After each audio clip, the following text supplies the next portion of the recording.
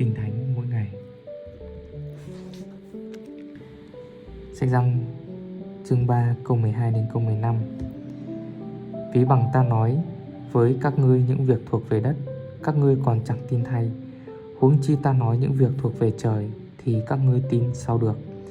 Chưa hề có ai lên trời, trừ ra đấng từ trời xuống, ấy là con người vốn ở trên trời. Xưa Môi-se treo con rắn lên nơi đồng vắng thể nào, thì con người cũng phải bị treo lên giường ấy, hầu cho hễ ai tin đến Ngài đều được sự sống đời đời. Vì Đức Chúa Trời yêu thương thế gian đến nỗi đã ban con một của Ngài, hầu cho hễ ai tin con ấy không bị hư mất mà được sự sống đời đời.